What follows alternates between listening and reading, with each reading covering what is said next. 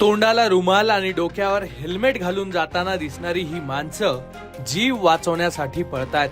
भोपाळ दुर्घटनेवर बनलेल्या चित्रपट आणि वेब सिरीज सारखी दिसणारी ही दृश्य पालघर जिल्ह्यातली आहे. पालघरच्या बोईसर तारापूर MIDC मध्ये घडलेल्या एका दुर्घटनेनंतरचं हे सगळं भयाण चित्र आहे. पालघर मध्ये नेमकी काय घटना घडली, लोक का सैरावैरा धावत सुटले, सगळा धडकी भरवणारा घटनाक्रम सविस्तर समजून घेऊ.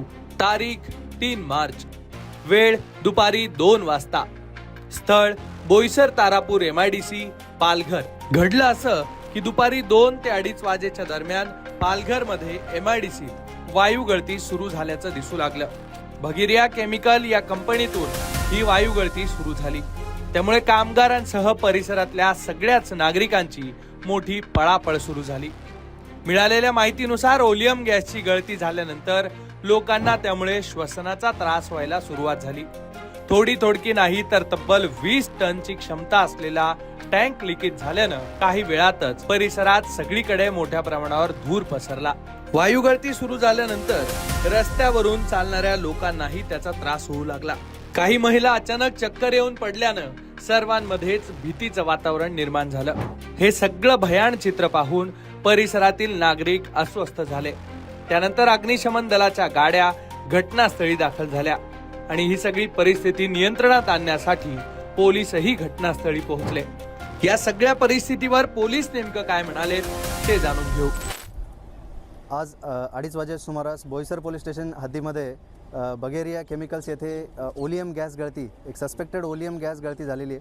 तर गॅस अजूनही बाहेर येतोय आणि MIDC फायर ब्रिगेड तसेच पोलीस विभाग तसेच इतर विभागांच्या मार्फतीने हा गॅस लवकरात लवकर कसा थांबवण्यात येईल याचे प्रयत्न करण्यात येते. पोलीस आणि जिल्हा प्रशासनाकडून नागरिकांना विनंती करण्यात येते की आपण हे जे काही गॅस लीक होतोय ह्या दिशेने त्यापासून वाऱ्याच्या विरुद्ध दिशेने आपण प्रवास करावा. तोंडाला रुमाल किंवा मास्क, ओला रुमाल किंवा ओला मास्क लावून आपण वाऱ्याच्या विरुद्ध दिशेला आपण तिथून जावं.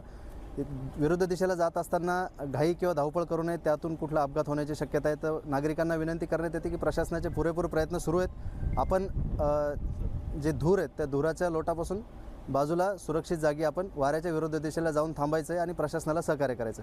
एकूणच आजच्या या घटनेनंतर भविष्यात एखादी मोठी दुर्घटना घडेल का या भीतीनं स्थानिकांची झोप उडाली आहे. वारंवार घडणाऱ्या अशा घटनांमुळे स्थानिकांकडून संतापही व्यक्त केला जातोय. त्यामुळे प्रशासन आता या घटनेला जबाबदार असणाऱ्यांवर कारवाई करणार का हे पाहणं महत्त्वाचं असणार आहे.